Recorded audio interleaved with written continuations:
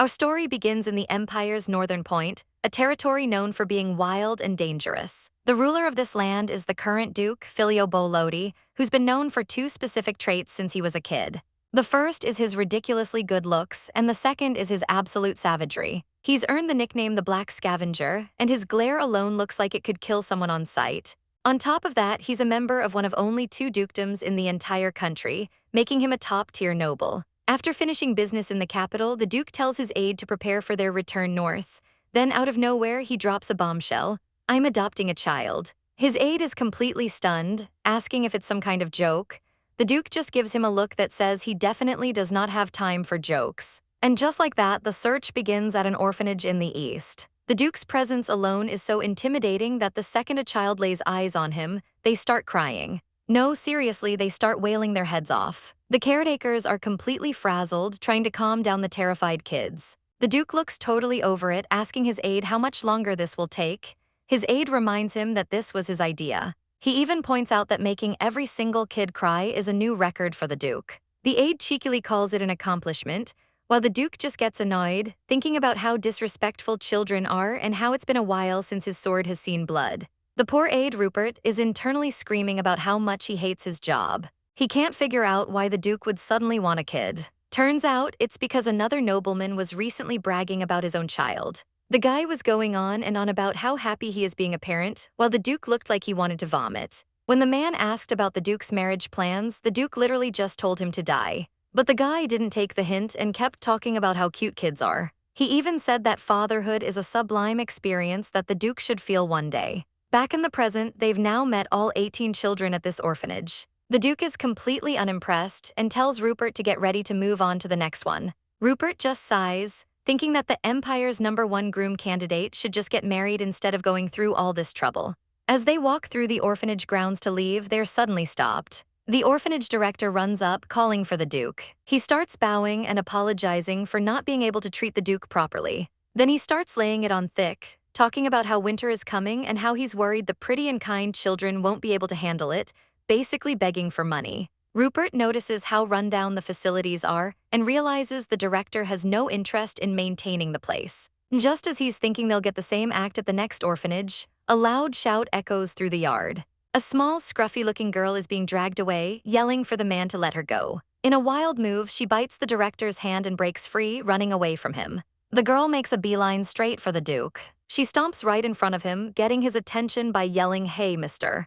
The two of them just stare each other down. Rupert is floored. Not only did this child not cry, but her dark hair and eyes look uncannily similar to the Duke's. The director panics and tries to apologize, but the Duke holds up a hand, stopping him cold. He points out to Rupert that this particular child was not on the list they were given. The director quickly tries to cover, saying she has no manners and only causes accidents. But Rupert isn't having it. He gets ice cold and asks the director if he dared to disobey the Duke's direct order to meet every child.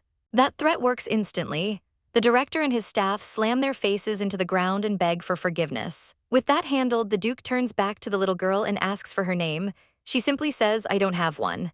He asks what the adults call her, and she says they call her Nia, but she hates that name. The Duke looks intrigued by her defiance. He tests her, asking if she has any idea whose path she's blocking. He tells her straight up that for her behavior, she could be executed on the spot. The girl flinches but doesn't back down. The Duke is impressed, thinking to himself how brave she is. He then agrees with her, saying Nia doesn't suit her at all. He pauses for a moment, thinking. Then he gives her a new name, Leonia. And he doesn't just give her a first name, he gives her the full title, Leonia Boli. He tells her this is her new name, officially making her a part of his family. Leonia, ever the contrarian, just complains that the name is too long. The Duke calls her an idiot, and she immediately shouts back that she's not. As she's throwing a fit, the Duke just swoops her up into his arms, deciding then and there that she's going to need an etiquette tutor ASAP. Leonia just keeps wailing on his chest, while his aide Rupert watches in total shock. Rupert can't believe what he's seeing. This kid is hitting the Duke. Later in the carriage, Leonia is poking the Duke, asking if he's having fun messing with a child and calling him a pervert. The Duke, however, looks like he's having the time of his life. Rupert is left standing outside, completely baffled by the whirlwind of events that just took place. He's just frozen, trying to process his boss's completely out-of-character decision. A flashback reminds us of the contrast between the cold and imposing Duke Boli and the warm, friendly Count Rin. It was Count Rin who was always bragging about his child and how sublime fatherhood is. He said it so much that the phrase got permanently stuck in the Duke's head, much to his irritation. During that social event, the Duke noticed all the happy families around him. Everyone seemed genuinely joyful. It was the first time he seriously wondered if parenthood could actually bring that kind of happiness. Back in the carriage, Leonia puts two and two together and asks if he's really adopting her just because his friend bragged about his kid. When the Duke says yes, she absolutely loses it, ranting about all the valid reasons people adopt and calling his reason completely ridiculous. She then flat out asks if he's stupid. The Duke, unfazed, notes her impressive vocabulary and points out that she must have wanted this too, otherwise she wouldn't have approached him. Leonia quiets down and admits that he's right. In her mind, she knows this was her only chance to finally escape that terrible place. It was a massive gamble to approach the Black Scavenger, but it was a gamble that paid off. Thinking back on the orphanage director and his staff, she tells the Duke she has a request. She looks him dead in the eye. She tells him, "I have a request." Then she drops the bomb. The teachers and the head of the orphanage are embezzling all the funds. The Duke isn't even surprised, simply saying, "I figured." Leonia continues, revealing they abused the kids and were even negotiating with pimps to sell them. She tells him with tears in her eyes that they were planning to sell off one of the girls. She then begs him, asking if he can punish them for what they've done. The Duke asks calmly if she wants him to punish all of them. Leonia clarifies, everyone except for a woman named Miss Connie, who was the only one who ever took good care of them. The Duke surprises her by describing Miss Connie perfectly, down to a broken finger. He explains that he noticed she was the only staff member who seemed to actually care for the children. Leonia adds that the dean would get drunk and hit them. The Duke gestures to a nasty bruise on her arm. She says that one was from another teacher. The bruises from the dean, she says, are on her back. She looks at him with determination and repeats, "So punish him." The Duke asks her how she wants him punished. Then with a chillingly straight face he asks, "Should I kill him?" Leonia's response is even more brutal. "No, torture him until he begs for a quick death." The Duke is stunned, wondering how a 5-year-old could be so savage. He immediately calls for Rupert. He gives a shocking order, "You stay here." With a dark look, the Duke says the orphanage was pretty dirty and that Rupert needs to do some cleaning. He orders Rupert to clean it thoroughly and leave no dust behind. Rupert immediately understands the terrifying double meaning. Leonia gets hyped and starts yelling suggestions for the cleaning, telling him to tear them apart and even where to find the embezzlement evidence. The Duke just smirks and says she is spirited, while Rupert and another attendant look on in pure terror. As the Duke's carriage pulls away, Leonia happily waves goodbye to a very stressed-out Rupert. Standing there with his men, Rupert can't help but wonder if this little monster is secretly the Duke's hidden daughter. He quickly shakes the thought away. Getting serious, he turns to his men and says, "Let's finish our work." Later in the carriage, the ride is bumpy and Leonia shivers in just a thin blanket. Suddenly, a loud growl echoes through the carriage. It's her stomach. The Duke definitely notices. He glances over at the small, hungry girl huddled in the corner. The carriage comes to a halt. A night Dame Levipath knocks on the door, suggesting they stop for the night at a nearby inn. She points out that it's getting late and that the new young lady doesn't look like she's doing too well. Leonia tries to act tough, shouting that she's fine, but the Duke cuts her off and agrees to the plan.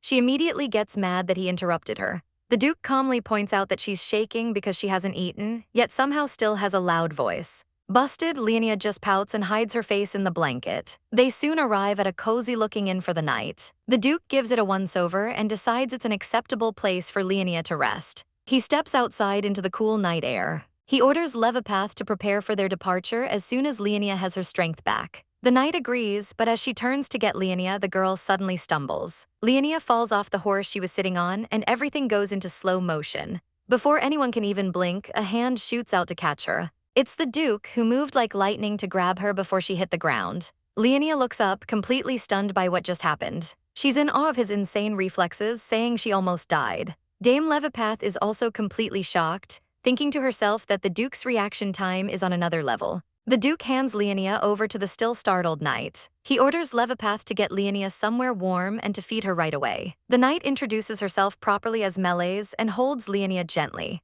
Leonia finds out Meleys is a knight and is immediately impressed, thinking it's super cool. Meleys is completely won over, thinking to herself how unbelievably cute this kid is. But a little while later, her cute fantasy comes to a screeching halt. While giving Leonia a bath, she sees her back, which is covered in a horrifying constellation of deep purple bruises. Leonia snaps her out of her shock by calling out to her. She asks casually if her back is a bit bruised. She explains that the stinging wakes her up at night and that she couldn't heal because the beatings never stopped. Melee's, trying to keep her composure, gently tells Leonia to close her eyes while she washes her hair. She reassures her not to worry, promising that with rest and good food, she'll heal up just fine. Melee's even mentions she has some good medicine that she uses for her own troublemaker of a younger brother. Leonia looks up at her, a glimmer of hope and trust in her eyes. She asks Melee's about her brother, finding comfort in the knight's kindness. After the bath, Melee's dresses Leonia in a beautiful new dress. Leonia is absolutely beaming. She spins around, ecstatic about how nice she smells. Melee's and the Duke watch from the side. But the Duke, ever the killjoy, just says, "You're still pretty ugly." Leonia's good mood evaporates instantly, and she launches a tiny, furious kick at his shin. Melee's tries to mediate, telling the Duke that he has to worry about these things now that she's his daughter. The Duke states that he's never just lived with anything in his life, and the maids just sigh, knowing this is the reality of raising a child. Later that night, after Leonia is asleep, the Duke reflects. He goes over the report from Rupert. The abuse was systematic and had been going on for a long time. Melee's adds that she was also severely malnourished, which explains why she's so small for her age. The Duke's expression darkens as he takes in all the information. He calls for Dame Levipath. He then gives a terrifying order. Everyone who hurt those children is to be brought to the dukedom, because he's going to torture them himself. The next day, Leonia is dressed in a warm new coat, and she's never been happier. Melee's tells her the clothes suit her well, and Leonia gives her a huge, adorable smile. The Duke, however, compliments her by saying she now looks like a proper human. This, of course, starts another fight, with Leonia screaming that he's her dad now and he needs to act like it, while he points out that she still just calls him Mr. Leonia shouts that she's not used to the word dad, and the Duke retorts that he's not familiar with giving compliments either. Leonia just puffs up her cheeks, annoyed. The Duke then gives her a piece of his mind, saying if she wants compliments so badly, she should start by gaining some weight. Seeing the two of them bicker, Melee's decides to make a tactical retreat and check on the carriage. Her fellow knights see her and ask if everyone's ready to go. But they notice she has a really serious look on her face. One of them asks what's wrong, and Melee's just says that His Grace is treating the young lady differently. This news completely wigs them out. Right on cue, the Duke walks out of the inn casually holding Leonia. The knights absolutely freak out, trying to act casual and wishing him a good morning. The Duke informs them it'll be a while before their meals are ready, so he's taking Leonia for a walk. He walks right past the stunned knights, who can only offer a weak wave. They're left behind, totally speechless, wondering what on earth they just witnessed. On the road again, Leonia is being fed non-stop, meat for breakfast, lunch, and dinner. She's so full she's worried she's going to vomit. The Duke, cool as a cucumber, just tells her to go ahead and vomit if she needs to. Leonia is completely shocked by his bluntness. She tells him the carriage is expensive and it would be a waste, not to mention a pain for the cleaning staff. The Duke just asks why she cares about any of that. He then reminds her that she's a Boli now. In an ultimate flex, he tells her that throwing away a carriage is nothing. They make enough money to buy a new one in the time it takes her to breathe. Leonia's eyes turn into dollar signs. She's completely starstruck, gushing about how cool her new dad is and how money is the absolute best. She quickly backtracks, saying she still doesn't want to vomit because it hurts. Then she adds that people should be rich at heart too. The Duke immediately shoots that down, calling it bullshit. Leonia's reaction is priceless. She agrees with him completely. She says being rich at heart is just something poor people say to feel superior. She even compliments him, saying he really knows how the world works. She then starts making a mental shopping list of all the things she'll need. The Duke is silently impressed, thinking this little kid is surprisingly knowledgeable. Leonia then spots Melee's and her face lights up. She happily calls out to her favorite knight. Leonia tells the Duke that she really likes Melee's, and he agrees that she's an excellent knight. This gives him an idea. As his daughter, Leonia will need a personal guard. He considers the staff she'll need: a tutor, a headmaid, and a guard. In his mind, Melee's is instantly selected as the top candidate for her escort. But as they approach the northern gate, the Duke has a question for Leonia. He asks if she's ever used a magic gate before. The second they enter, she gets hit with a rainbow-colored wave of nausea. She immediately faceplants in the snow and starts to puke. The Duke just watches, clicks his tongue, and calls her weak. After she's done, a confused Leonia asks what a gate even is. He explains it's a type of portal for instant travel, and that it sometimes makes first-timers sick. Leonia tries to play it tough, saying she'll be fine, but she's clearly about to pass out. The Duke scoops her up, and she weakly calls him cruel.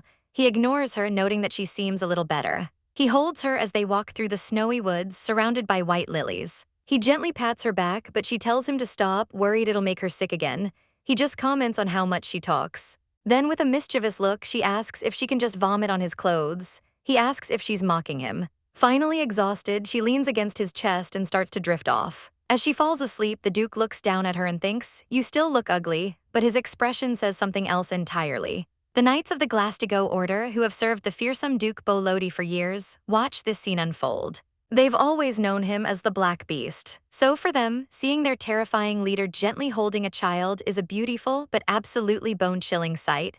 He simply orders them to prepare to leave the moment she recovers. Their journey continues through the snowy landscape towards the Boli estate. Leonia, feeling much better, peeks over the Duke's shoulder from the warmth of his cloak. Her eyes go wide with amazement as they approach the massive, snow-covered estate. She's never seen anything so cool. The Duke casually mentions that it's actually small compared to the capital, but Leonia wouldn't know, having never been there. She doesn't care about the capital. To her, this place is the best thing she's ever seen. She presses her face against the window, trying to take it all in. Leonia is amazed by all the snow, and the Duke explains that in their territory, it snows until spring.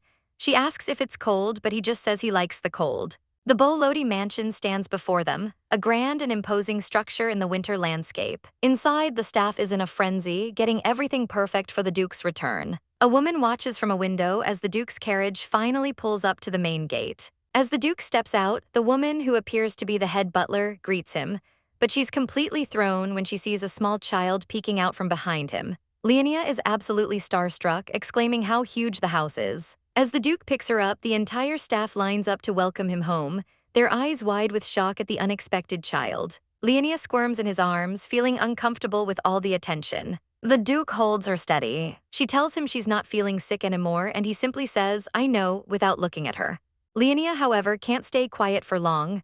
She calls him Mr. again and declares that she's hungry, much to the staff's confusion. She then snuggles into his chest and compliments how strong he feels, which makes the Duke visibly short-circuit for a second. He carries her into the main hall, the staff parting like the Red Sea. Leonia looks around at the opulent interior with pure, unadulterated awe. Her inner monologue gets wild, though, as she whispers to a nearby maid that these are the kinds of places where murder mysteries happen.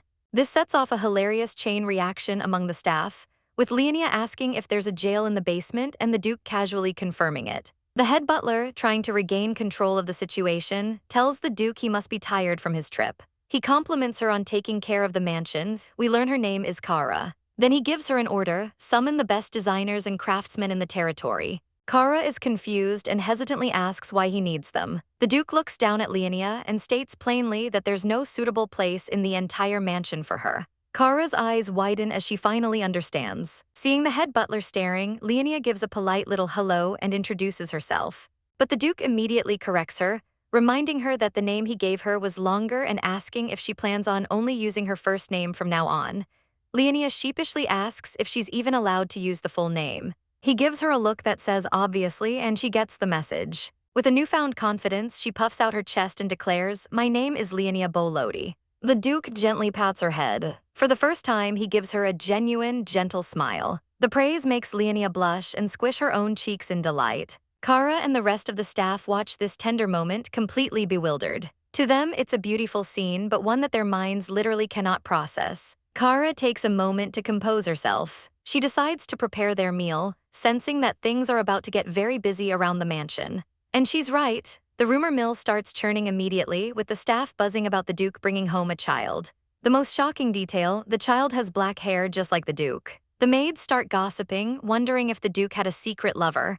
One of them says there's no way he didn't with a face like his. Another maid shivers, saying he's too scary, but admits the little lady didn't seem scary at all. Meanwhile, Leonia is charming the socks off some of the other staff. She introduces herself, and one of the maids can't help but smile, thinking she's adorable. Kara approaches a specific maid, calling her Connie. She asks Connie if she intends to be the one to personally attend to the new lady. Connie confirms. Connie, who is the same kind woman from the orphanage, explains that Leonia has suffered a lot. She asks Kara to give the girls special attention. She looks at Leonia with sad eyes, saying she's too skinny. The household maids gossip amongst themselves, admitting the new little girl is cute, especially her round eyes. Meanwhile, 3 senior members of the household staff stand silently, their expressions unreadable. The head of the group, a woman with purple hair, storms into the Duke's office. She completely loses her cool, yelling at him for being irresponsible and adopting a child on a whim. She scolds him, saying a child is not a pet he can just play with. She points out that his actions make it seem like that's exactly what he's doing. The Duke looks up with a cold expression, asking if she really thinks he's that stupid. She fires back that his impulsive actions suggest exactly that. She then gets to the heart of the matter, asking if the girl is truly not his blood relative. The Duke simply tells her not to make him repeat himself. His aide explains the problem.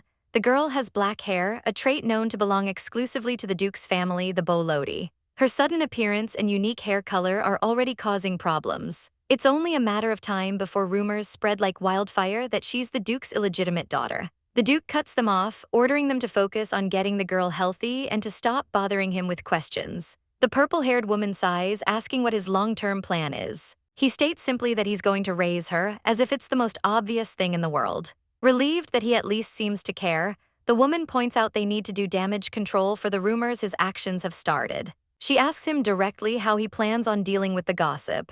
The Duke looks out the window, watching the little girl having the time of her life playing in the snow. A small smile plays on his lips as he notes she's already running around like she owns the place. His staff waits for an answer, looking concerned. He turns back to them and says for now, they'll just let the rumors be. A knight objects, worried about the cruel things people will say behind the little girl's back. She knows how easily a child like her can become a target for mockery. The Duke's eyes flash with a terrifying intensity.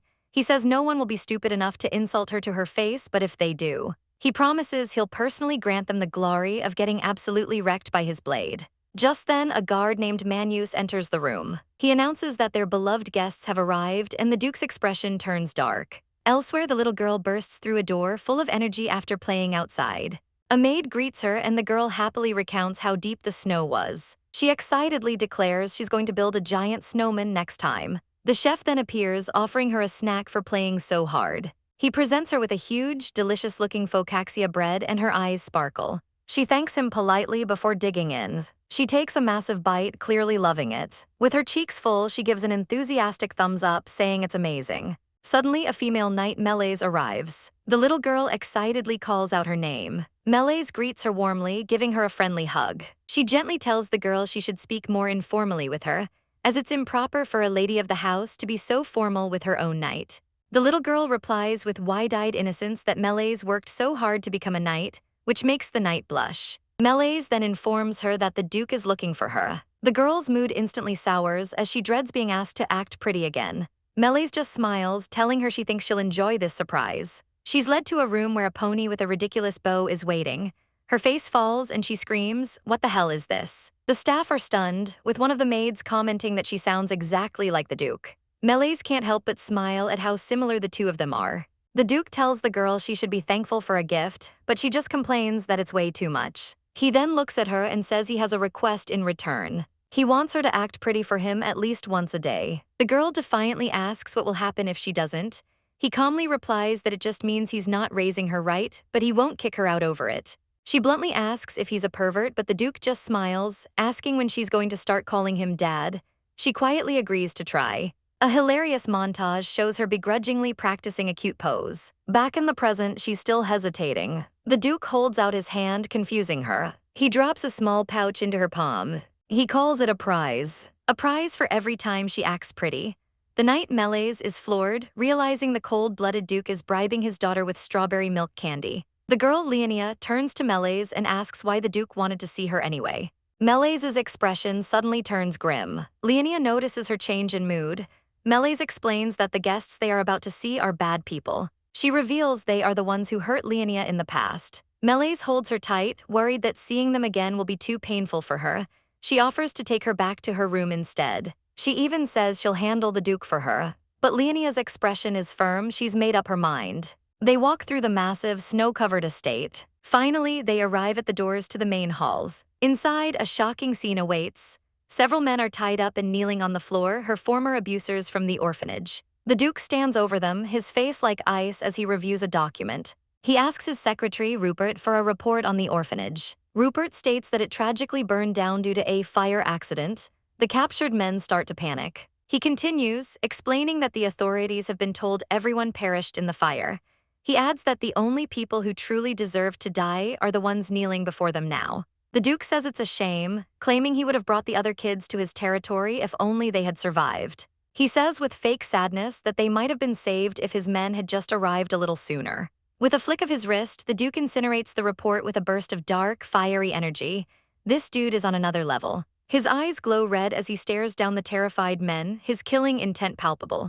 It's a reminder that the Boli family has always been the undisputed power of the North. Their strength comes from mastering both mana and aura, making them absolute beasts in a fight. Rupert watches in awe, recognizing the immense power his master wields. Just then, Leonia's voice cuts through the tension. She arrives in Melese's arms, unaware of the grim situation. She hops down and begins to run across the checkered floor. The Duke's serious expression breaks, and he quickly warns her to be careful. Leonia proudly declares she was the best at running away at the orphanage. The Duke sighs, telling her she'll get a broken nose one day with that attitude. She pouts, asking why he's so serious. This prompts him to ask a serious question of his own. Why did she have to run away so often? She says it plainly, because those people were always trying to hit me. A wave of absolute terror washes over the captured men. They are completely and utterly screwed. Leonia ignores them and happily greets Rupert. Rupert greets Lady Leonia with a polite bow. She puffs out her chest, proudly telling him she's been eating and sleeping well since arriving. Seeing an opportunity, the captured men start desperately calling out to her, pretending to be worried and loving teachers. Her former dean even tries to use her old nickname, Nia. As the dean continues his pathetic attempt at manipulation, Leonia cuts him off, turning her attention to the Duke. The Duke tells her these guests were looking for her. He kneels down, explaining that as her dad, it's his job to entertain them, and he wants her to meet them before he helps them get adjusted.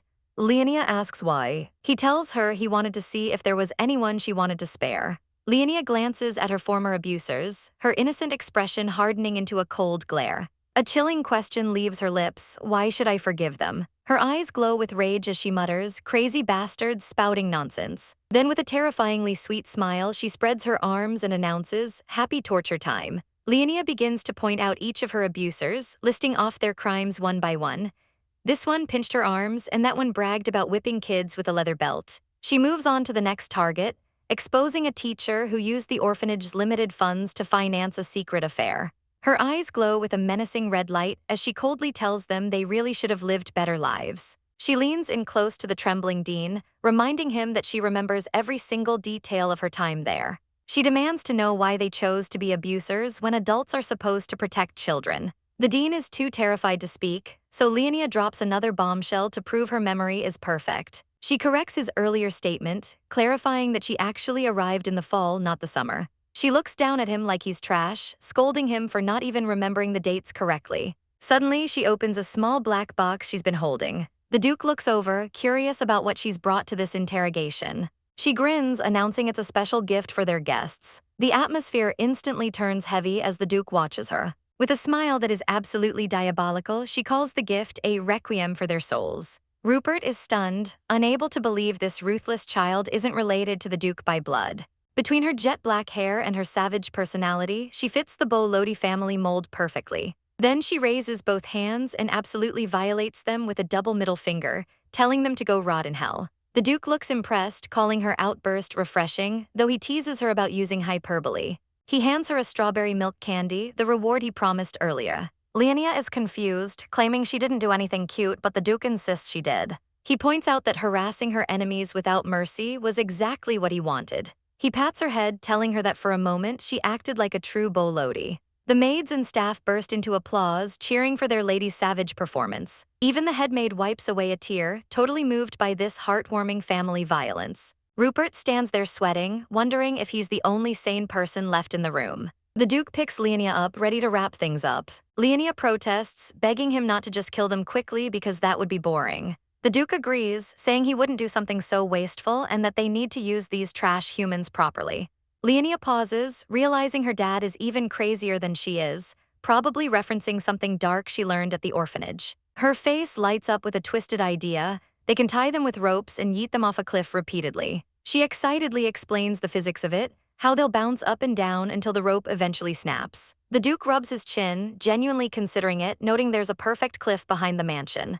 He tells her not to be too rough at first, because they need to keep the prisoners healthy for more torture later. He makes her pinky promise to behave, threatening a playful slap if she breaks it. Later, Rupert is deep in thought, recalling a memory of a woman named Lady Regina. He tries to compare Leonia to her, but notes they don't look exactly alike. Flashback to a rainy day in the Boli territory, where Rupert reported that Lady Regina had died. It turns out Lady Regina had run away from the family in a torrential downpour. She had fled to be with the man she loved, escaping her noble life. But tragedy struck when their carriage was swept away by a flood during the storm. Rupert explains that he personally investigated the wreckage downstream that day. He hesitates, remembering a crucial detail about the accident. Lady Regina's body was never found. He starts to piece it together if Regina and her lover survived the crash. Then it's entirely possible that Leonia is their child, which would explain why she ended up in an orphanage. It implies she fled the territory and hid her identity, leaving only questions behind. Meanwhile, the Duke relaxes in a luxurious bath, looking absolutely shredded and lost in thought. He thinks back to his head maid scolding about treating a child like a pet. He scoffs at the idea, thinking that calling a Boli a pet is an insult to a family of beasts. He stands up, water dripping off his frame as something else bothers him. He wonders how a child knows complex words like requiem and embezzlement. He realizes that even noble children her age wouldn't know those terms, making Leonia even more suspicious. Duke Filio sits there, sweating and wondering if this kid is actually a genius. Rupert walks in while the Duke is drying off. The Duke gives him a cold glare, asking who gave him permission to enter. Rupert ignores the attitude and collapses onto the sofa, completely drained. He looks like a zombie, complaining that he's been doing all the Duke's work while he was busy. Rupert apologizes for barging in but insists it's urgent. Meanwhile, outside the door, Leonia knocks, looking for Mr. When no one answers, she gets confused. The maid suggests they wait, noting the Duke is still bathing. She asks Leonia if she's scared of him, explaining that he's the leader of the North and the strongest person in the world. Leonia pauses, asking why someone so scary is being nice to her then. The maid smiles, assuring her it's because the Duke genuinely cares for her. Leonia blushes slightly, saying that's good to hear. But then her imagination runs wild, picturing the Duke as a lonely old bachelor because of her. Determined to cheer him up, she bursts through the door. The maid screams in panic as Leonia demands to know why he's hiding. But inside, the scene looks questionable. Rupert is blushing on the sofa and the Duke is shirtless. Leonia connects the dots wrong and screams, "It's not like that." The Duke tries to explain, but the vibe is already weird. Leonia looks at him with pity, telling him it's not a sin to like men, but calling him a lame bottom is absolutely savage. The Duke stands there, shirtless and ripped, wondering if his popularity just tanked because he adopted a kid. Leonia shakes her head, telling him she's not interested in meeting a stepmom or dad right now. Fed up with her nonsense, the Duke grabs her arm. He asks why she's suddenly all dressed up. Leonia realizes he's checking out her outfit. He lifts her up, asking where this question is coming from, while Leonia says looking at his chest is wearing her out. He sighs, feeling like he's being harassed by his own daughter while she tries to take a sneak peek. He gets back on track, asking why she actually came here. Leonia remembers her mission and digs into her pocket. She pulls out a bag of cookies, beaming with a smile that could cure depression, saying she baked them because he worked hard. She explains it's repayment for the candy he gave her earlier. The Duke immediately ruins the moment, pointing out that she bought the ingredients with his money. Leonia gets annoyed for a split second before switching to full charm mode, claiming she was just kidding. Rupert watches from the background, feeling completely invisible. Leonia and the Duke are in their own little world, totally ignoring him. Leonia hops down and runs off, leaving the cookies behind. The Duke looks at the small bag of treats, his expression softening. Rupert finally speaks up, asking if they forgot he exists. The Duke admits he hasn't told him something yet. He pops a cookie into his mouth, savoring the taste. Rupert's face turns serious as he brings up the topic of Lady Leonia. Meanwhile, Leonia is tucked into bed, convinced the Duke liked her gift. The maid tucks her in, praising her for being so cool earlier. She tells Leonia to ring the bell if she needs anything. Leonia picks up the golden bell, curious. The maid shows her a magical bracelet that alerts the servants whenever the bell rings. Leonia thinks that's pretty cool, though the maid admits it's expensive. Left alone, Leonia stares at the bell, her eyes drifting shut. A memory surfaces. She's seen children making music with bells like this in her previous life. Back in the office, Rupert asks about Leonia's condition during her birth, looking for clues. The Duke cuts him off, his eyes shadowed, asking if they aren't already over this topic. Rupert insists they need to dig deeper into Leonia's past, but the Duke shuts him down immediately. Rupert begs him, saying he's putting his life on the line for this, but the Duke mockingly asks if he wants a pinky promise too. The Duke's expression darkens as he reveals what he truly believes. He suspects Leonia might be connected to Lady Regina. He reminds Rupert that Regina is officially dead, but Rupert hesitates, admitting they never actually found a body. The Duke explains his theory, If Regina survived and Leonia is her daughter, they need to squash the rumors that she's his illegitimate child immediately. He admits he was going to investigate, but Rupert's constant nagging actually convinced him to stop. He thinks back to the cookies she gave him, realizing he's already made up his mind. Rupert panics, screaming that this is even more reason to find her biological parents. The Duke just asks, so what?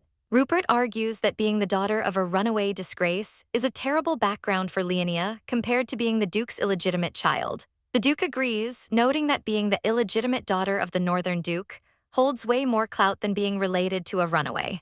Rupert realizes he messed up, but admits the Duke is thinking one step ahead as always. The Duke touches his forehead, admitting he never even considered Regina's daughter as a possibility until now. He asks Rupert a crucial question: does Leonia look like Regina to you? Rupert sweats, admitting that she doesn't look like Regina at all. In fact, she looks terrifyingly similar to the Duke himself. The Duke smirks, saying confirming her lineage is actually simple. He recalls their first meeting at the orphanage, where he saw something undeniable. Her black eyes shone with a golden light, a trait that is the absolute dead giveaway of a true Boli. Later, at the dining table, the mood is much lighter. Leonia is beaming, clearly happy with her meals. The Duke calls out to her. He suggests they try her dangling torture idea next time. Leonia imagines suspending her enemies off a cliff like a human yo-yo, looking very pleased with herself. She asks if they didn't do it today because of the weather.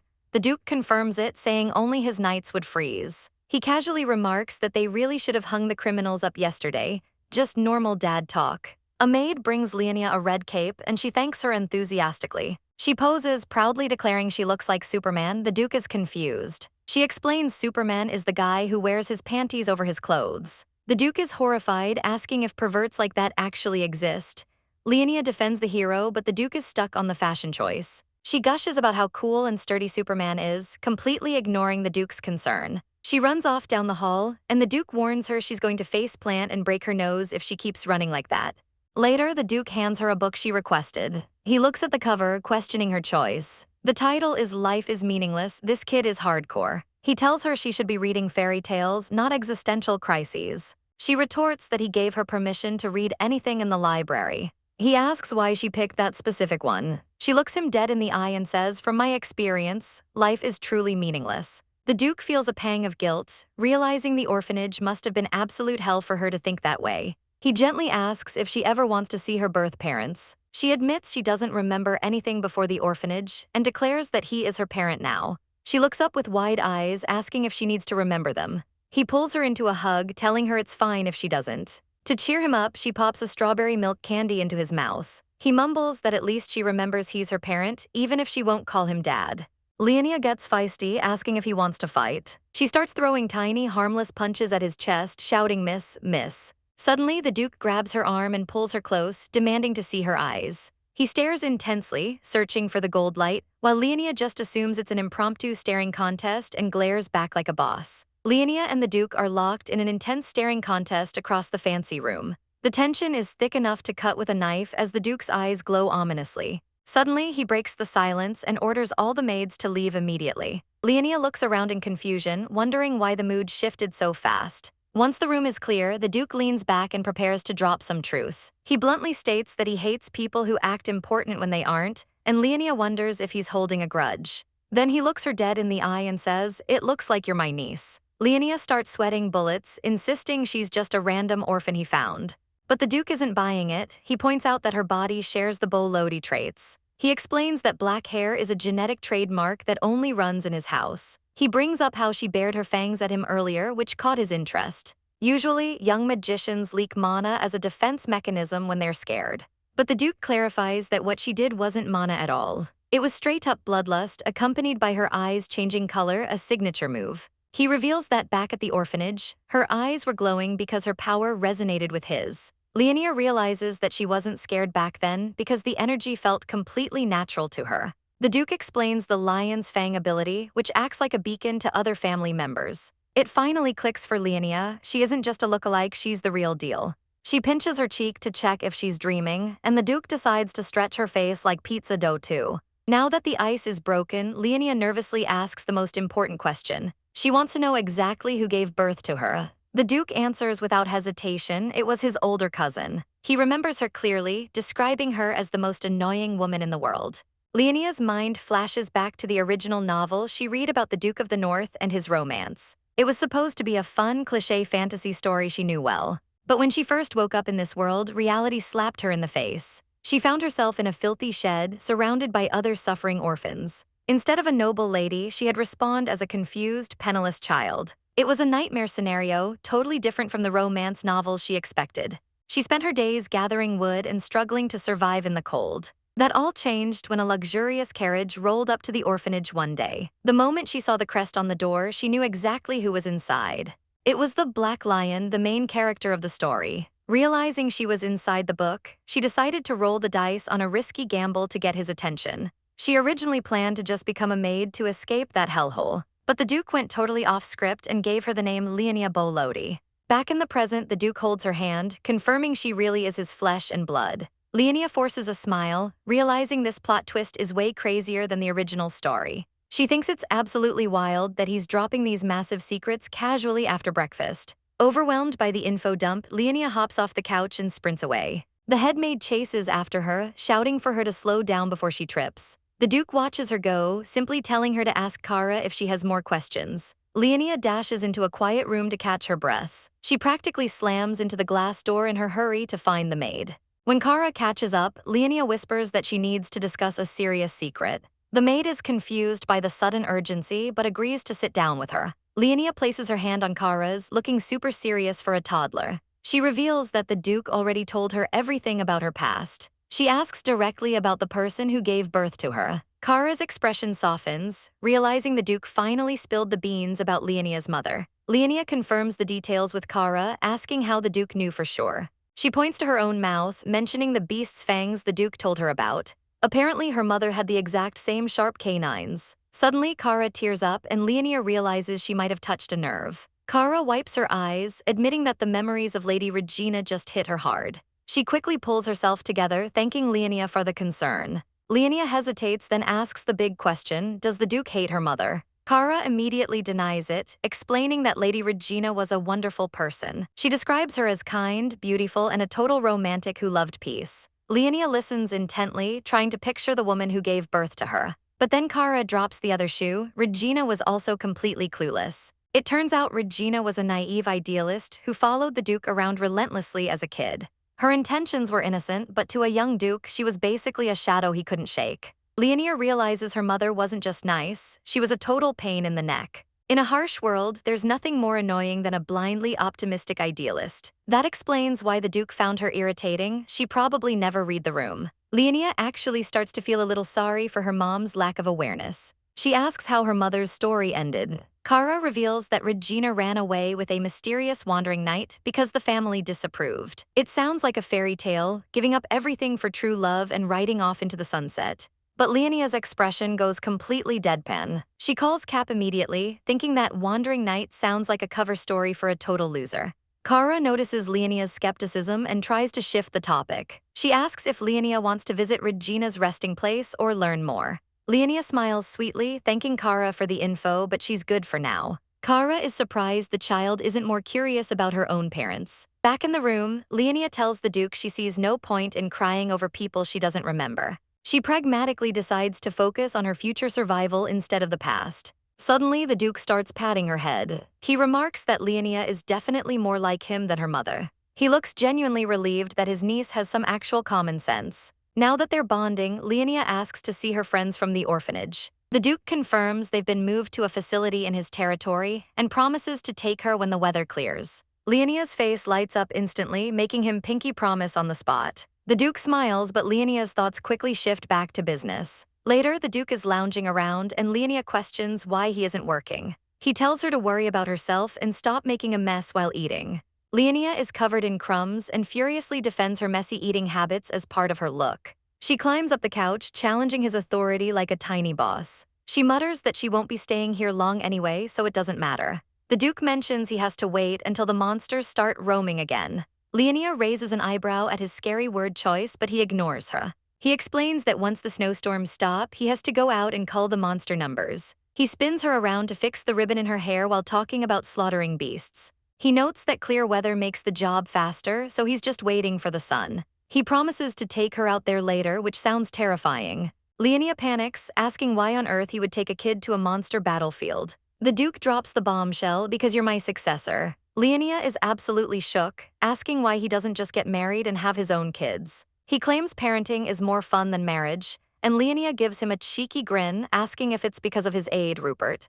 The Duke immediately shuts down her teasing, threatening to take all her snacks away if she keeps running her mouth. Just then, a maid arrives with a tray of cookies, saving Leonia from the lecture. Leonia smiles sweetly and thanks the maid, calling her unnai with total respect. The Duke notices something weird. She's treating the staff with more manners than the actual lord of the house. He points out that she speaks to him casually but uses formal language with the servants. Leonia gets annoyed, aggressively crunching a cookie and telling him to just get to the point. He sips his tea and bluntly tells her to fix that habit because he finds it gross. Leonia completely ignores him, turning to the maid and politely asking for a book instead. That's the last straw. The Duke slams his teacup down. He looks her dead in the eye and declares that money will fix this problem. A terrifying smile spreads across his face as he prepares to flex his wallet. He announces that from this moment on, all the staff are fired. Leonia and the maids turn pale, screaming "what?" in unison. The Duke claims his pride won't let mere servants be addressed formally by a Boli. He sits back calmly, saying he can't ignore this lack of discipline. He mutters that cutting their ears off would be too light, so he's letting them off easy. He orders everyone to pack their bags and leave, acting like he's doing them a favor. Leonia instantly breaks, screaming that she'll stop being polite if he just chills out. The Duke celebrates his petty victory, while Leonia calls him a monster worse than the actual beasts outside. He smugly sips his tea again, proving there's absolutely nothing he can't solve with cash. With that settled, he puts the cup down to move on to the next agenda item. He tells Leonia to stop being lazy because they're going to meet the knights. Leonia tries to use the blizzard outside as an excuse to stay glued to the couch. But the Duke isn't having it and carries her out like a sack of potatoes. Leonia hangs there defeated, accepting that this is just her life as a Boli now. She looks up at him, thinking that despite his handsome face, his personality is kind of trash. Walking through the hall, she asks if he's going to throw her out on a whim later. The Duke stops dead in his tracks, looking offended. He pokes her nose and states clearly, "Leonia, you're my daughter. I'm taking responsibility for you to the end." Leonia blushes hard, grumbling that she hates dads who tease people. He tells her to look up as they enter a massive chamber. Leonia gasps, seeing a giant golden lion crest dominating the ceiling. She clings to his coat, amazed by the sheer scale of the place. The Duke explains an ancestor etched it there, but Leonia thinks it looks like nightmare fuel. She asks why the ceiling is so high, and he explains it's to prevent collapse when someone releases their aura. He clarifies that unlike magical mana, aura is a physical power that requires intense training and talent. Leonia asks if he can use aura, then brags about her own beast's fangs ability. The Duke sighs, telling her she's just as annoying as usual. He confirms she has the potential too, but warns that if she bares her fangs, he'll bite first. Leonia immediately gets feisty, threatening to bite his chest before he can do anything. The Duke looks at her like she's crazy, asking why she's so obsessed with chests. Leonia decides to come clean and screams at the top of her lungs, "I like bulging muscles." Down in the training hall, the knights freeze mid-sparring session. They look around in confusion, wondering if they're hallucinating the voice of a tiny muscle enthusiast. They whisper among themselves, unsure if they really heard a child screaming about gains. Suddenly, the Duke strolls in with Leonia, confirming a pervert hasn't just broken in. He presents Leonia to the knights while she still looks fierce. One of the knights, Mono, salutes respectfully. The Duke immediately ruins the moment by deadpanning, "Mono is married."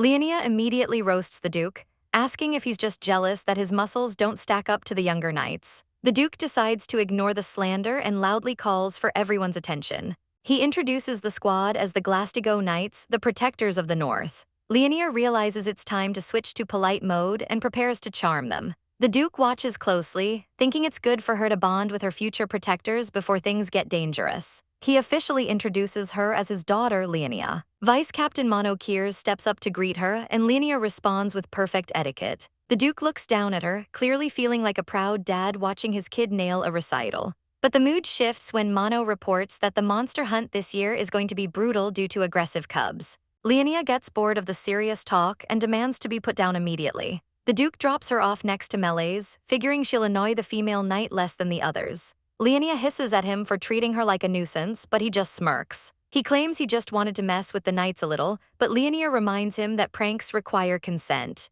Suddenly, the knights swarm around the tiny child like she's a rare celebrity. They start fussing over her, checking her cheeks and making sure she's okay. The Duke watches from a distance, letting the fan club have their moment. Mono notes that she looks way healthier than when she first arrived, which is a huge relief. The Duke quietly agrees, acknowledging that this place has truly become her home. The knights smile, admitting that the gloomy castle feels a lot brighter with a kid running around. Everyone looks energized, like her presence just buffed the entire team's morale. Melees asks the big question, is she officially in the family register yet? The Duke answers instantly, she's already inked in as a Bolodi. The knights celebrate, telling Leonia she's grown even prettier since they last saw her. They assure her she's not bothering them at all, in fact they're honored to hang out. Then one knight remembers her screaming earlier and asks if she really likes muscles that much. Leonia screams yes, and the knights immediately start flexing like they're at a bodybuilding comp. While the sane knights look on in horror, Leonia is absolutely losing her mind with joy. Despite the rumors about her illegitimate birth, none of the knights care, they just love seeing her smile. Leonia pumps her fist, looking at the biceps like they're the greatest treasure she's ever seen. The hallway turns into a full-blown gun show and Leonia is the judge. She is vibrating with excitement, completely in her element. The Duke watches this madness and asks the other dads if their kids are this weird too. The knights are confused, so he clarifies that his daughter has a concerning addiction to swole dudes. They laugh it off, saying kids go through phases like collecting rocks or cookie wrappers. The Duke sighs, realizing his kid is definitely unique compared to the norm. For the first time, the cold Duke of the North is actually bonding with his subordinates over parenting struggles. He finds it surprising that he can actually empathize with them now. Mono asks if he has any other concerns about raising Leonia. The Duke falls silent, looking surprisingly serious. He drops the bombshell, Leonia is simply too intelligent. He lists her feats, knowing about embezzlement, speed reading 50 books, and verbally sparring with him constantly. He's genuinely worried she's going to manipulate the entire nobility with her brains and cuteness. But while he's having an existential crisis, the background noise gets louder. Leonia is screaming again, like a tyrant demanding more entertainment. She actually asks them to flex to the beat of a song she's making up. The knights have zero shame and start performing a choreographed muscle dance. It turns into a literal muscle wave, and Leonia screams in pure delight. The Duke and Mono watch the chaos, concluding that geniuses are just built different. The next morning, the winter sun rises over the massive Bolodi estate. A maid opens the curtains, waking Leonia up for another day of chaos. Leonia stares out the window, shocked to see the snow piled up like a mountain. She exclaims that it's deep enough to bury a grown man, but the maid chuckles, saying this is actually light for the north. Apparently last year the snow buried the entire first floor, reaching the second floor windows. Because the ground floor turns into a freezer, everyone migrates to the third floor for the winter. Leonia nods, remembering that she was hanging out with the Duke upstairs earlier. The maid dries her off after her bath and asks what she wants to wear today. Leonia scans the options and picks a black dress, going for that full goth lowly aesthetic. Looking sharp, she walks into the hallway and greets the Duke with a casual "Hey, mister." She hops over to him, asking if he slept well, full of morning energy. The Duke asks if she had good dreams, assuming her nightmares might still be haunting her. Leonia gets salty, asking if he's trying to pick a fight instead of just saying good morning. He picks her up and notices she's a bit damp, commenting that she feels moist. Leonia explains she just bathed, and the Duke realizes he completely forgot about the time. Leonia asks when the monster hunt is happening so she can prepare mentally. The Duke casually drops the bomb tomorrow. Leonia is shook by the speed, but he explains they're actually running late this year. He mentions he'll leave for the hunt right after he introduces her to the new tutors. Outside, a luxurious carriage rolls up against the snowy mountain backdrop. Leonia stands at the top of the stairs, looking down like a tiny boss ready to inspect her employees. First is Serena for etiquette, looking glamorous, followed by Ardia for history, who looks like he's about to turn into dust. The Duke nudges Leonia forward, prompting her to make the first moves. She executes a flawless curtsy, introducing herself as Leonia Bolodi with zero hesitation. The Duke explains that Serena will commute weekly, while the old man Ardia will live at the mansion. As they leave, Leonia nervously asks if there's anything she needs to be careful about with them. The Duke looks at her coldly and says they are the ones who need to watch their backs. He basically gives her a free pass to do whatever she wants, telling her not to worry even if she messes up big time. Leonia throws her head back and laughs, deciding that being born with power is absolutely wicked. Walking to the greenhouse, she thanks him for being patient with her chaotic personality. But she's still curious about the tutors, wondering what kind of people they really are. The Duke reveals Ardia is a genius ex-professor from the Imperial Academy, which is a huge flex. The Academy is basically the brain of the Empire, a neutral power standing alongside the nobility. Leonia is impressed that such a big shot is hiding out in the frozen north. Then she asks about the lady, Countess Tedros. The Duke casually mentions she's a woman who used to chase him around. Leonia instantly drops to the floor and starts screaming, asking why on earth he hired an ex-fangirl. She's stressing out, thinking this relationship chart is going to be a total dumpster fire. The Duke defends his choice, claiming she's the only one skilled enough to teach Boli etiquette. He explains that the capital's social circle is disgusting, describing it as a battlefield of greed. While it looks pretty on the surface, underneath it's a snake pit of backstabbing and politics. He looks at Leonia seriously, knowing she'll eventually have to enter that toxic war zone. Honestly, he hates the idea of sending his daughter into that mess. Leonia pouts, turning away and refusing to hold his hand because she's still salty. But she can't stay mad, so she reaches out and aggressively offers him her hand. The Duke stares at her tiny hand, pretending to be confused by the gesture. Leonia demands he hold it properly, acting like a demanding little queen. The Duke teases her, asking if she doesn't want to hold hands after all. Leonia grabs his finger tight, insisting that's not what she meant at all. They walk together slowly, the Duke thinking she's moving at the speed of a snail. He still finds the situation with the Countess suspicious, but pushes the thought aside. Leonia looks up with determination, promising to study hard so he should come back home quickly. The Duke shares a quiet moment with his daughter Leonia, holding her tiny hand before he has to leave. He promises to take her to the orphanage after his hunting trip and tells her not to cry while he's gone. Leonia, trying to act tough, admits she'll miss him a little bit but says he can't be honest about missing her either.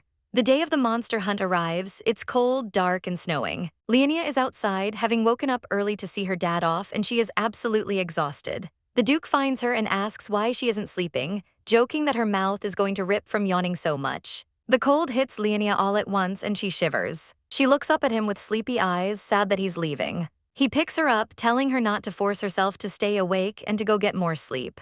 But Leonia insists on being put down, saying she has something to give him. She presents him with a basket full of cookies that she baked herself. In front of all the household staff, she proudly explains that she secretly baked them at night. She puffs out her chest, saying of course she'd do this, she's his daughter after all. In a quick flashback, an aide tells Leonia that the Duke must have loved her last batch, because he ate every single one without sharing. Back in the present, Leonia gives her father a big hug, wishing him a safe trip. She starts to fall asleep in his arms, mumbling that she'll make him something delicious when he gets back. The Duke looks down at the cookies, touched by her words. He gently strokes her hair as she sleeps, thinking there's nothing more delicious in the world than this. He declares that while he's away, Leonia is the true owner of their home, Boli. He hands the sleeping Leonia over to a maid and instructs her to take good care of his daughter. He whispers a few last words to her, telling her to study hard, eat a lot, and go to bed early. He adds that she should develop her muscles too, but she's completely knocked out and doesn't respond. He then calls over one of his most trusted knights, Sir Gable. The Duke gives him a critical order to devote himself to protecting Leonia. Sir Gable looks on with fierce determination, accepting the mission to escort the young lady. In her sleep, Leonia clutches her father's cape, not wanting him to leave. She wakes up again much later with the sun high in the sky. After waking up, she gets dressed for the day. Then she sits down to have her lunch. Sir Gable is already by her side. He confirms he'll be her personal guard until the Duke returns. Leonia asks when her father and the knights will be coming back. Sir Gable explains that it's going to take a while this year. The knights have been managing the monster problem for 3 years, but it's nothing compared to when the Duke is there. He adds that the monster population has increased exponentially during their last mating season. This explanation gets wild. Gable gets super dramatic, claiming the monster population exploded because they all fell in love with each other.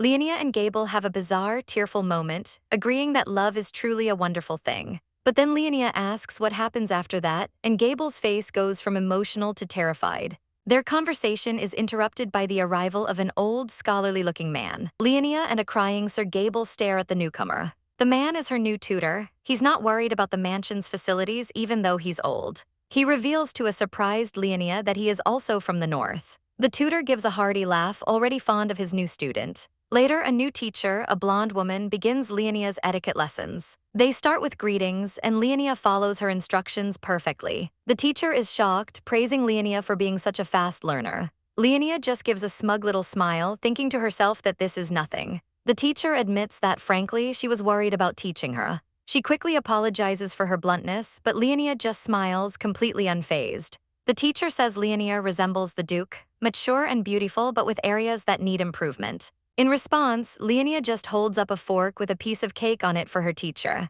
Later, while having snacks with her other tutor, Leonia fishes for information, asking him what he thinks of the new teacher, Countess Tedros. The tutor, Mr. Ardia, takes a bite of cake, pondering what Leonia asked about the Countess. Leonia thinks about the 2 tutors her dad hired. Mr. Ardia actually tests her knowledge, while the Countess just seems to criticize everything she does. She can't help but laugh at the absurdity, wondering what her dad was thinking leaving her with these 2. She admits to herself that at least Mr. Ardia is a proper teacher. He was patient, going over things again and again until she finally understood them. But recently, he changed his style, starting to challenge her and ask for her own thoughts on advanced topics. Back in the present, Ardia explains that the Countess's family is well known in the capital. However, he clarifies they don't have much real power in the north, unlike the ancient families like the Boli who have protected the land for generations. He mentions that some of these northern families possess the beast's fangs, and Leonia immediately wonders if he's talking about people like Regina. Ardia goes on to describe the Countess's mother as a venomous socialite, famous for playing games with people's minds. He says she's a total snake, always hiding insults and criticism inside her compliments. He warns that the wounds from her words are not easy to heal.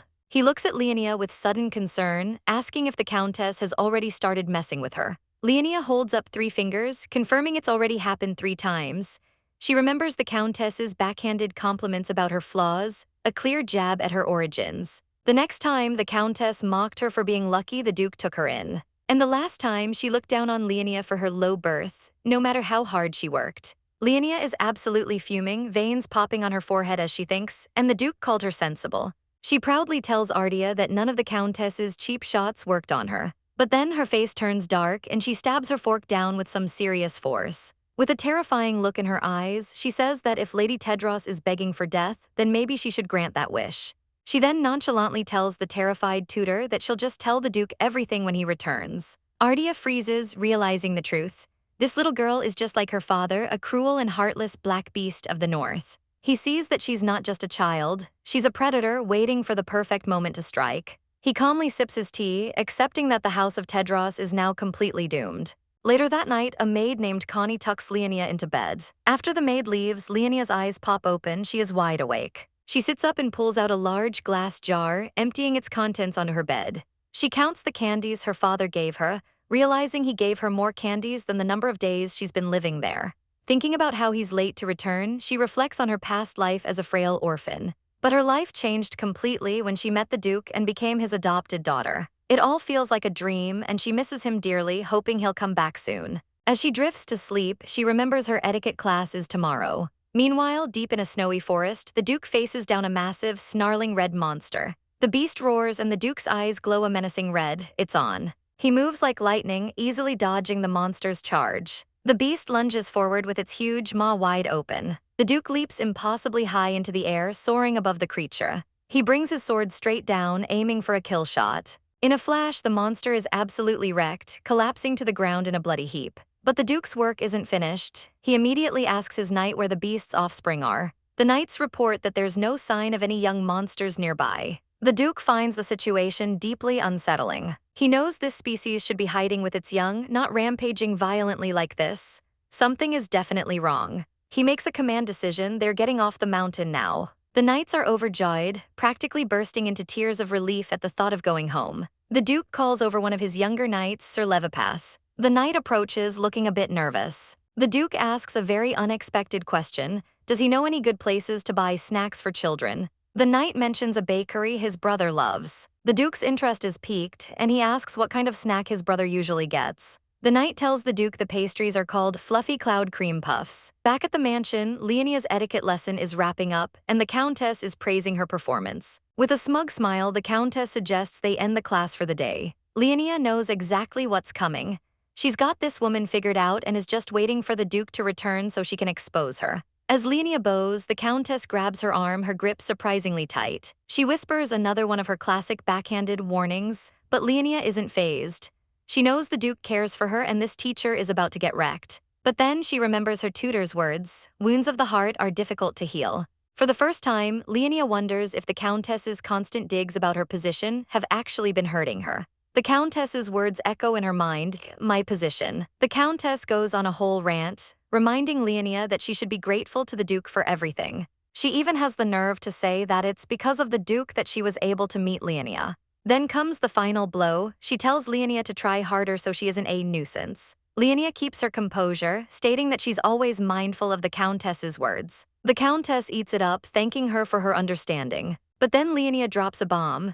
With a stone-cold expression, she tells the Countess to never set foot in the mansion again. In a flashback, we see the Countess's true feelings, pure disgust. She's always believed her beauty is her power, a tool to get whatever she wants. And she had her sights set on the most dazzling man she'd ever seen, the Duke. She tried her usual tactics, but they didn't work on him. All she got for her efforts, it was a cold rejection that left her stunned. She tried to move on, but it was hard. Then she heard a rumor about Duke Boli. The rumor was that the Duke cared so much for his new child that he wrote a will every night, just in case someone tried to use her against him. This news fills the Countess with a burning jealousy, and she becomes obsessed with seeing this child for herself. Back in the present, Leonia repeats the Countess's own words back to her with chilling intensity. She calmly finishes, "Don't come here ever again." The Countess just laughs it off, saying, "Yes, of course." Leonia smiles sweetly and says she doesn't need someone who doesn't even understand what they've been doing.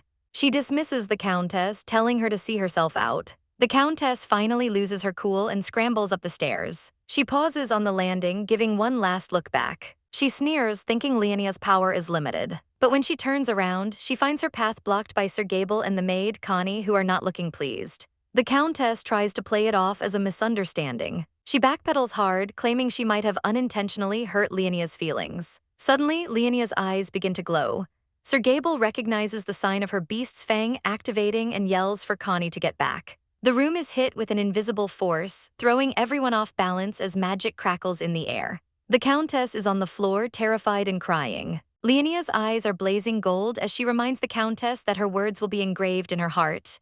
The threat is clear. Everyone in the room is frozen, stunned by the raw power coming from this little girl. Sir Gable is absolutely shook. The tension finally breaks and things return to normal. Gable rushes to Leonia's side, asking if her lessons are over. Leonia, now calm, simply states that Countess Tedros will be seeing herself out. Gable is left wondering what in the world just happened and realizes he needs to be prepared to calm her down if she ever goes wild like that again. Leonia says she wants to go for a walk, and Gable immediately offers to carry her. As he holds her, he asks if she feels frustrated. He's relieved to see that she has already calmed down. He understands now, her power, the beast's fang, is tied directly to her emotions. He realizes that if they had just been able to go for that walk earlier, this whole crazy scene might have been avoided.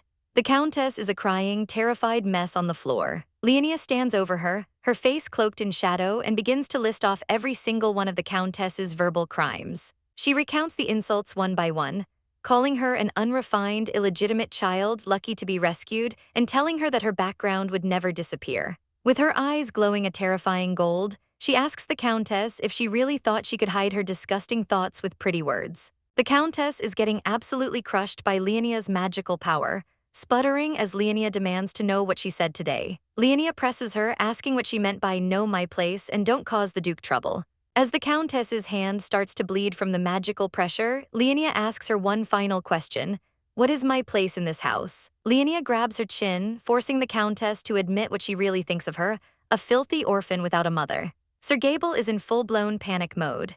He realizes Leonia has unleashed her beast's fangs and has no way to control this wild power. Sharp purple crystals erupt from the floor, and the maids dive for cover as the room is torn apart. Gable is completely paralyzed by the pressure, unable to move a muscle. He knows he has to stop her before she kills someone, but he's powerless. He desperately wishes the Duke was here, the only person in the world who can restrain her. And right on cue, a figure appears in the doorway. The Duke is back. He takes in the chaotic scene, thinking to himself, "They said she'd be on a rampage, and she is." Flashback to just outside the mansion, the Duke looks toward the building, completely unaware of the chaos inside. His knights are celebrating their return, screaming about how they can't wait to finally take a bath. They're practically climbing all over him, shouting about meat and alcohol. One of his knights notices the pink pastry box in the Duke's hand. The knight is shocked that the Duke went to buy the cream puffs himself instead of sending a subordinate. The Duke simply says that Leonia asked him to buy her something delicious, so he had to do it himself. He essentially strong-armed a terrified baker to get the pastries,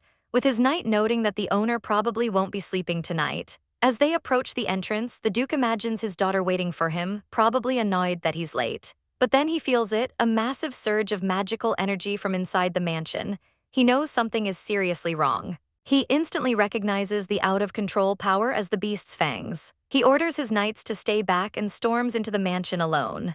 Ignoring the dangerous magic, he walks straight through the crystal-filled room. He knows that an untrained beast like her can't control their temper. And for her power to explode like this, covering the entire mansion, could only be caused by one thing: pure, unrestrained fury. He looks at the absolute mess his daughter has made. He walks right up to the rampaging Leonia and scoops her into his arms. He looks down at her glowing eyes and says, "You bit off more than you could chew."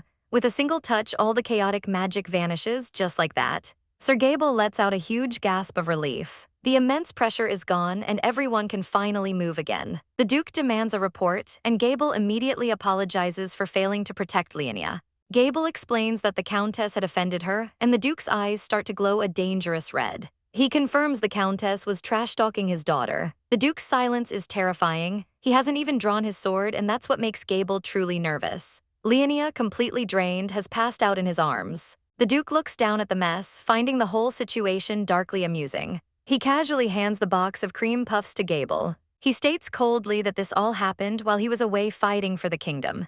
Without another word, he carries Leonia up the stairs. He leaves the countess bleeding and terrified on the floor without a second glance. As he walks away, he wonders if everyone in his house has a death wish. His eyes glow red. He decides that if they do, he will honor their wishes. He adds one last chilling thought: since you're already on your knees. Sometime later, Leonia wakes up safe in her bed. She sits up, looking around, trying to piece together what happened after she blacked out. She feels a strange ping in her head, and then a gentle fluttering sensation. She feels a soft pat on her head. Her eyes open, and she sees the Duke sitting by her bedside, gently stroking her hair. He tells her she still has a fever and needs to lay down. She looks up at him, still a little dazed. She weakly reaches out to him. She asks when he got back, and he tells her it's been 2 days. He explains that she's been asleep the entire time, a side effect of overusing her beast's fang power. Leonia remembers the chaos she caused and immediately apologizes, hiding under her blanket. The Duke is surprised by her formal apology, asking why she's acting so serious. She admits that she caused a huge incident, but the Duke just plays dumb, asking her what she's talking about. She confesses that she used her powers. The Duke's expression turns serious. He realizes her condition is much worse than the first time she used her abilities. He asks if she did it on purpose. With tears in her eyes, Leonia admits that she just got so angry. She tells him the countess kept telling her to know her place, but she doesn't even know what that means. In a flashback, she remembers waking up in this strange new world as a small, weak child, all alone. Everything from her past life, her family, her home, her belongings, was gone in an instant. And on top of that, she had to endure constant abuse and prejudice just to survive. She swore to herself that she would survive no matter what. And she promised that one day, she'd get revenge on everyone who made her life a living hell. Back in the present, she looks up at the Duke.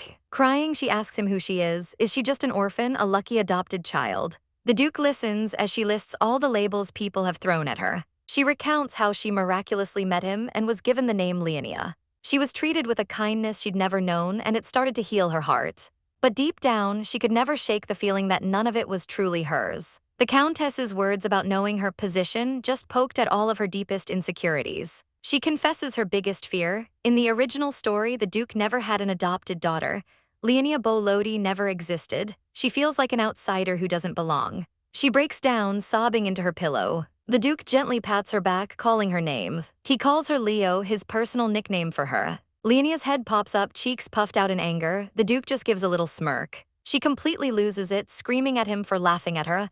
He denies it, which only makes her angrier. He picks her up and tells her that all her concerns are stupid, dumb, and idiotic. Leonia is left speechless, a single tear rolling down her cheek. He holds her close and asks why she's thinking about his muscles at a time like this. She just mumbles that she likes them. He gently pats her back until she calms down and the sun begins to rise. The next day, a much healthier Leonia peeks into a room where 2 maids are recovering. The maids are shocked to see her, urging her to stay in bed. Leonia insists she's fine and just wanted to check on them. She hesitates for a moment, and then apologizes, handing them a small gift. The maids are touched by her concern. She asks if they were hurt, but they assure her they are fine. Another maid adds that the Duke would have scolded Leonia if they had been seriously injured. One of the maids then gets a sly look and asks how Sir Gable is doing. The head maid teases her, pointing out that she and Sir Gable seem to be getting close. The maid freaks out, blushing and stuttering that she was just grateful for his help. The others just laugh and Leonia looks on, enjoying the moment. One of the maids says Leonia's satisfied expression reminds her of her own mom, and they all share a laugh, feeling much better. Leonia stands with a mature look on her face, telling the staff they don't have to apologize for worrying about her. A second later, she's full of energy, running down the hall as a maid calls out her name, Pelika. She runs straight to her caretakers, and when the butler asks if she's feeling better, she gives a cheerful yes. The butler's expression darkens as he remembers a past incident where a woman named Serena and her crew beat up another student at a party. The maid wonders why Serena would ever pick a fight in front of a Boli, which is a straight-up death wish. The butler just tells Leonia not to mind his mean side that she saw. Suddenly it clicks for Leonia. She realizes exactly who that lady is. With a huff, she declares that she doesn't care what they were arguing about anyway. What a mood. The maid is totally impressed, calling her as brave as the beast of the north, while the butler sweats, thinking this isn't great for her emotional development. Meanwhile, Duke Bolodi sips tea with an intense gaze, while other nobles in the room look on nervously. The narration explains he's drinking Lady Grey, the first type of tea that noble children usually drink. This is definitely not a drink the fearsome Duke Bolodi would normally choose. He's drinking it on purpose, making it a public statement for everyone to see. The name Lady Grey comes from the tea's dark color, and the dark tea's lady is none other than his daughter Leonia, the symbol of the color black. The connection is made clear. Lady Grey symbolizes Leonia Bolodi. Ever since the Duke brought her from an orphanage, she was a mysterious child respected by the entire family. But her arrival started a ton of rumors, and some of them were pretty malicious. Then the incident with that blonde woman, Serena, happened. Back in the present, the Duke asks his aide how long it's been since he left the north. Viscount Rupert Rico's answers with precision, 3 years and 2 months. The Duke says it feels longer, more like 4 years. He then stands up, his presence filling the room. He walks over to Rupert. He looks at him and says he did a great job setting things up. Rupert, looking stiff as a board, just gives a slight nod. The moment he's out of the room, Rupert practically collapses from the stress. He celebrates getting out of that hellscape, screaming, "I survived." But his relief is short-lived as Leonia appears, calling out to him. Rupert thinks to himself how smart and witty she is, just a happy and proud kid. His thoughts turn grim, regretting that he misjudged Serena and allowed her to get close to the child. He realizes his mistake makes him no different from the people who gossip and spread rumors. A powerful thought flashes through his mind: children are not pets. Elsewhere, the Duke is frowning, clearly displeased. He's looking down at a room full of kneeling nobles that Rupert organized on short notice. The Duke's glare is absolutely lethal, practically asking if they have a death wish. The nobles are shaking in their boots. He calls out one man, Count Tedros, and asks for his thoughts. The Count is so terrified he can barely speak, just stammering, I'm. The Duke then casually asks how the Count's wife is doing, a clear and chilling threat. The Count completely loses it, slamming his head on the floor and begging for forgiveness like his life depends on it. Another noble quickly explains that the Countess made some nasty remarks to the young lady. A quick flashback shows the Duke watching over Leonia while she was sick in bed. The scene returns to Rupert's report, confirming that many northern aristocrats were involved in spreading malicious rumors about Leonia. Back with the nobles, the Duke's intimidating aura flares up, literally choking the life out of one of them. He declares that from now on, everyone under his command will act as his personal spies. He stands over them, a figure of absolute power. Then he gives his final command. He is to never see or hear any trace of Serena Meliaka ever again. With glowing red eyes, he makes it crystal clear there are no second chances. He tells them he doesn't punish rumors, because anyone running around spreading them is basically begging to be killed by him anyway. Then his mood shifts entirely. He says for the time being, he's just going to relax by the fireplace with his daughter. His face remains cold and unreadable. With a final tap, he says, "This is my first and last warning." The Duke looms over the table, giving one last warning: he is always watching. Meanwhile, Leonia is just chilling, sipping her tea like royalty. Rupert asks how it is. She likes it, but he admits he felt something heavy while working, sweaty palms, heart pounding. He realizes it was the beast's fang, the Duke's crushing aura. Back then, Filio was so enraged, he honestly considered deleting Serena from existence. Narration explains the beast's fang is the Bolodi family's ultimate weapon. It's basically a cheat code for leadership. But Leonia, she's just standing there thinking, man, not that amazing. Rupert is terrified of that power, but then he smiles. He says usually, kids with that power turn into arrogant brats, like the nobles currently getting roasted downstairs. But Leonia is different. She's actually thinking deeply about the weight of her power. Rupert tells her not to overthink it. She stuffs a cookie in her face, claiming she's not a kid, but Rupert shuts that down instantly. Suddenly, the Duke walks in, calling her name. Her face lights up and she spins around to greet him. She starts running but slams on the brakes halfway. The guys are confused and she just pouts awkwardly. Filio bluntly tells her not to hold it if she needs the bathroom. Leonia explodes like an angry tomato, screaming that she's just shy. Rupert facepalms hard, thinking her screaming is definitely not shy behavior. She lectures the Duke on being tactless, telling him to use code words like picking flowers. Filio ignores the lecture and calls for Rupert. He announces the guests are finally leaving. Rupert heads out to check on things. Leonia waves him off with a big smile. As they walk, Filio asks about her health and if the fever is gone. She panics, insisting she's fine and showing off her forehead as proof. He gently checks her temperature anyway. Then he points out that she's finally laughing again. Leonia is confused, but Filio admits he was uneasy seeing her cry earlier. She realizes she slipped up. She's supposed to be an adult on the inside. She starts sweating, hoping she didn't say anything weird. Suddenly, Filio asks if she gained weight, emotional damage. Leonia is offended because the maid said she lost weight. She declares she'd rather gain muscle anyway. Filio plays along, telling her to get those muscles bulging while she flexes. He decides Leonia is too long and wants to give her a nickname. He looks her in the eye and reminds her that he is her dad and her family. She thinks it's because she was adopted, but he taps her nose and says wrong. It's because he decided to make her family. The moment she stepped up to him, it was a done deal. He holds her close in the garden, telling her she never has to worry about her identity. He mentions how sick she was this time. Instead of being her usual bold self, she was just a crying child. We see a flashback of her sobbing and calling for her dad. He looks at her with total softness. He tells her to talk to him about anything, the orphanage, food, whatever. She starts rambling about the scary mansion, candies, and her old friends. He listens patiently, then asks if she's done crying. With a puffy face, she nods. He offers his hand. As they walk away, she confesses that she likes him quite a lot. He teases her about the quite part but smiles, admitting the feeling is mutual. Leonia decides to file this moment away in her memory book. A precious memory she'll hold onto for a long, long time. Leo decides to put the heavy memories away for now and focus on the present. Filio scoops her up effortlessly, holding her close. Kara checks in, and Leo is absolutely buzzing because she promised to visit the orphanage today. She throws her arms up, cheering about the promise she made with her dad. Meanwhile, narration reveals Serana's fate. After the incident, she was shipped off to a medical facility in the middle of nowhere.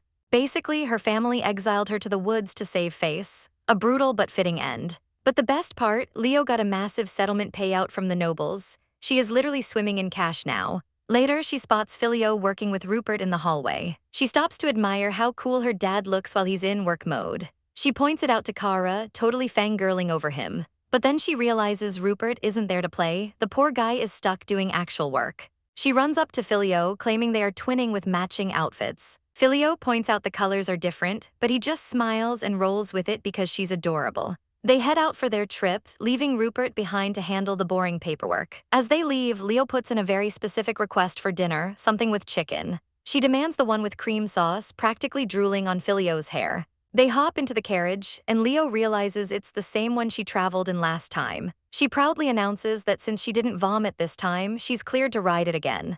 Then she jokes that the tree she puked on before probably grew bigger from the fertilizer. Filio sighs, saying she has no conscience. Leo fires back instantly, saying her conscience is dry and barren just like his. The sass is unreal. They finally arrive in town, and Leo is glued to the window, watching the world go by. Filio calls her name, snapping her out of her trance. He asks if she wants to get off and walk. Her eyes light up like sparkles. She can't believe she gets to explore. Filio admits he misses the streets too, even though he usually avoids crowds like the plague. Leo knows her dad hates people, so she appreciates the effort. She hops out of the carriage with zero hesitation. Filio catches her, warning her to be careful. He's such a helicopter dad. He looks at her with pure concern, admitting that parents just worry naturally. Leo stares at him, processing his softness. She just calls out Dad, looking slightly confused. Filio tries to break the tension by asking if she wants to pick flowers, his code for using the bathroom. Leo sighs loudly, telling him that expression is weird. He insists it's witty. She roasts him immediately, laughing that picking flowers sounds like she's destroying nature by peeing on it. But internally, Filio remembers the tutor's warning. Leo uses her wit to mask the trauma of her past abuse. It's actually kinda heartbreaking. He decides he needs to buy her some toys, but something else catches her eye. It's a group of buff workers moving boxes. Leo goes absolutely feral over their muscles. Filio immediately covers her eyes, no thirsting on his watch. She tries to steer them toward the orphanage, but they get intercepted. A stranger calls out Duke from the crowd. A man with a mustache approaches, with a little girl hiding behind his leg. It turns out to be Viscount Karada. He's honored that the leader of the North remembers a guy like him. He asks what brings the Duke to such a crowded place. Filio politely explains he's just out for a stroll with his daughter. The Viscount smiles and introduces his own daughter. She's a cute kid with big green eyes, hiding shyly. The girl is terrified of the rumors about the scary Duke, but Filio gently pats her head to prove he's not a monster. He realizes he forgot to turn off his scary eyes because he was too focused on Leo.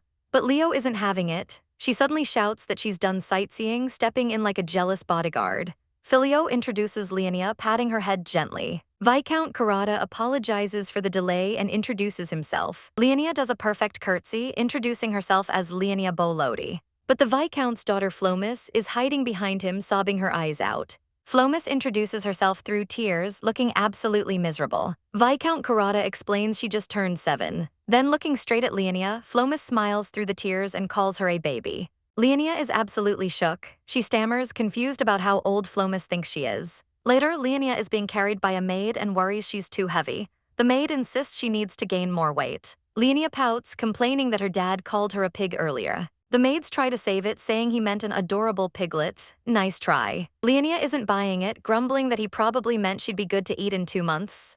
Dark. At dinner, the maid asks if she'll wear a gown later. Leonia confirms, still salty about the pig comment from earlier. Filio stares at her while she eats steak.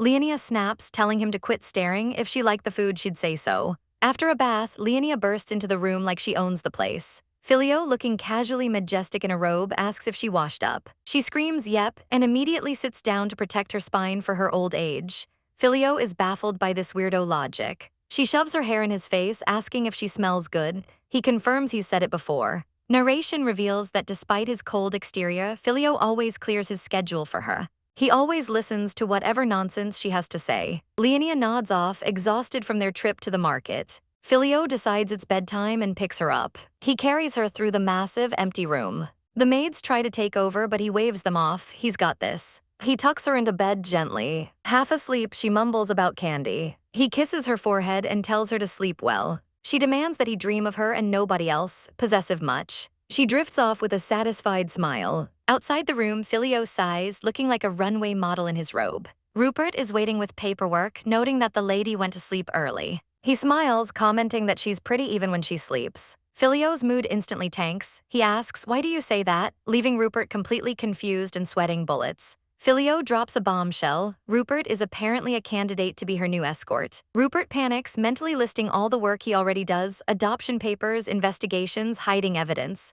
It's too much. Filio ignores his internal screaming and asks if he knows what Leonia said today. She asked if Mr. Rupert would be her new dad. Rupert is horrified. Filio is already her dad. Filio glares daggers at him. Rupert realizes his life is in danger and starts backing away. He is absolutely terrified. He realizes Filio has been staring at him all day because of a child's random comment. Rupert feels the injustice, wondering if getting documents approved is a sin now. The narration explains Rupert is actually a big deal, a close ally of the Boli dukedom. He basically manages the entire north while Filio plays dad. Back in the office, Filio, still allergic to buttons, tells Rupert not to come unless it's urgent. Rupert sarcastically asks if nap time counts as urgent since that seems to be Filio's priority. Rupert contemplates quitting due to sheer stress. But then he remembers the Boli family is filthy rich. The money keeps him loyal. He smiles through the pain, calls Filio repulsing, and hands over an investigation report. The report is bad news. Magic is disappearing from the hunting grounds, and a massive red dragon appears, signaling a mysterious new threat. The narration reveals the dark truth.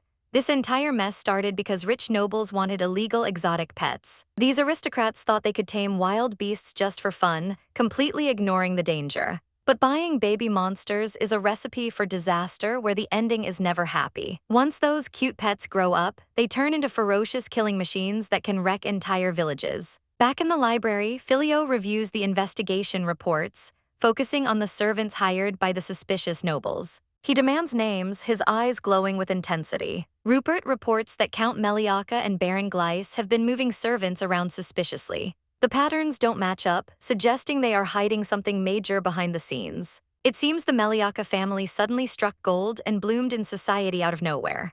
Rupert gulps, admitting that the family has become dangerously powerful. Filio asks who's next on the list, and Rupert points to the family of Count Cavanos. Filio leans back, calling them bothersome pests that are finally coming out of the woodwork. He casually mentions he was free to act as the monarch of the North for 3 years, which makes Rupert sweat nervously. Filio dismisses the Count's reputation as a joke. He wonders why the imperial family isn't stepping in, assuming they're just letting the nobles fight it out. He acknowledges the emperor is sharp and probably knows exactly what's going on. Filio decides to let the enemies mess with each other so he can make them miserable later.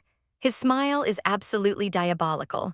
Shivering, Rupert tells Filio he's starting to act just like his daughter. Filio takes that as a compliment, while Rupert looks like he's questioning his life choices. Filio orders him to keep watching the suspects. Then Rupert brings up Viscount Carrata again. Rupert thinks the guy is harmless, just a mustache-twirling dad. But Filio remembers the Viscount has a daughter the same age as Leo. Rupert confirms it, noting the Viscount's family is full of love. Filio thinks it would be nice if Leo actually made a friend. Then he asks the weirdest question ever, "My kid won't make a move on her, right?" Rupert just stares at him in silence. A few days later, the sun shines over the Boli mansion. A fancy letter sits on a tray. It's sealed with a stag emblem. A servant hands the letter to Filio in the hallway. It's an official invitation from Viscount Carrata's wife. The servant explains that since the Duke is now a dad, getting invited to tea parties is part of the package. Filio accepts this new reality and asks where Leo is. The servant says she's in the living room and mentions the tutor needs to speak with him later. Filio nods, scheduling the meeting for the afternoon. Meanwhile, Leo is sitting in the dark, muttering that life is useless. She is in her full emo phase. Filio walks in on her dramatic brooding session. He calls her name, looking concerned. Leo jumps, her eyes going wide. Suddenly, she launches herself at him like a rocket, shouting "Dad," while ignoring the rocking horse she was just playing with. She immediately starts bragging about riding the horse and playing with her toys, completely flipping her mood. Filio sighs, having seen the whole performance. Leo drags him over to the sofa, eager to chat. She asks if he's comfortable, acting like the perfect host. Filio hands her the invitation letter. Leo asks if it's for him, but he says it's for both of them and reminds her of the Viscount. Filio calls the Viscount's daughter pretty, and Leo immediately scolds him for sounding like a creepy old man. Roasted. She opens the letter to read it herself. Her expression turns purely confused. Filio explains they are going to a tea party together because he wants to make sure she's doing okay socially. Dad mode activated. Leo starts throwing a total fit, kicking her legs and screaming that she refuses to go. Filio just holds her steady, telling her it's time she actually learned how to act like a normal kid for once. He looks at her with a soft but serious expression, explaining that she's still young and shouldn't feel pressured to force herself to be mature. Leo's brain basically short-circuits from the irony, as she stares at him wondering what kind of nonsense he's talking about now.